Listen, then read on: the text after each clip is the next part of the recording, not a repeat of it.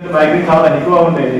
ఏకేదాని తరుణంలో ఎంత హాస్పిటల్ నేను మెడికల్ డిపార్ట్మెంట్ కాబట్టి మైగ్రేన్ టాబ్లెట్ వాడుతుంటే అది రెగ్యులర్ అయిపోయింది. దాని తర్వాత వెస్టీజ్లో ప్లానింగ్ కూడా నేను ఫస్ట్ నమ్మలేదు, అంత ఏదో అనుకుని చెప్పేసి అంటే ఒక 8 రోజులు మొత్తం కంపెనీలో సెర్చ్ చేసిన తర్వాత కంపెనీలో ఉన్న టర్నోవర్ ఏంటంటే హైలైట్ అయిపోయింది. దాని తర్వాత అనిపించింది ఇక్కడ ఏదో మతలబ్ ఉంది రవి చూడాలని చెప్పేసి అప్పుడు టేకప్ చేసినా కూడా నేను జూలై 31st ఐడి తీసుకోవడం జరిగింది. ఆగస్టు నుంచి సెప్టెంబర్లో 2 months బ్రాంజ్ అయిపోయా. నా మైగ్రేన్ ప్రాబ్లం కూడా సాల్వ్ అయిపోయింది. ఇంకో విషయం ఏంటంటే నేను జాబ్ వేసేనేమో నాకు 18,000 నుంచి 30,000 రానికి నాకు 3 సంవత్సరాలు పట్టింది.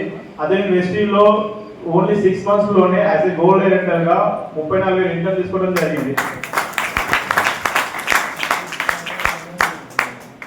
కంపెనీలో బయట జాబ్ వేసి వాటి కోసం కష్టపడేదిగా ఉండే. వెస్టీజ్లోకి వచ్చినా కదా నేను ఎప్పుడైతే నేను లీడర్ అయిపోయానో దాని తర్వాత ఫార్మాకి జాబ్ పక్కన పెట్టేసి టోటల్గా ఇప్పుడు వెస్టీజ్ బిజినెస్ చేస్తున్నా. నా టీంలో ఇప్పుడు 14 మెంబర్ లీడర్స్ అయ్యారు. చాలా హ్యాపీగా ఉంది. ఏంటంటే ఇప్పుడే చెప్పి గోపి సార్ గారు ఏంటంటే వెస్టీజ్లో నిలబడాలంటే సక్సెస్ అయిన వాళ్ళు మాత్రం చూస్తేనే నిలబడతాం. నేను వచ్చిన 1 yearలో కూడా చాలా మంది వచ్చిన వాళ్ళు వెళ్ళిపోయిన వాళ్ళు ఉన్నారు. వెస్టీజ్లో ఉండాలంటే నొప్పైనా ఉండాలి, బాగా ఉండాలంటారు. సో నాకు అవి 2 ఉన్నాయి. అందుకే నేను గట్టిగా నిలబడి వర్క్ చేస్తున్నా. నా మెంటర్, నా అప్లయన్స్ చందు సార్, ప్రవీణ్ సార్ వాళ్ళ ప్రోత్సాహంతో చాలా గ్రేట్గా వర్క్ చేస్తున్నా. నాకు ఇంత మంచి టీంలో నడిచినందుకు చాలా హ్యాపీగా ఫీల్ అవుతున్నా. Thank you Vishwat leaders.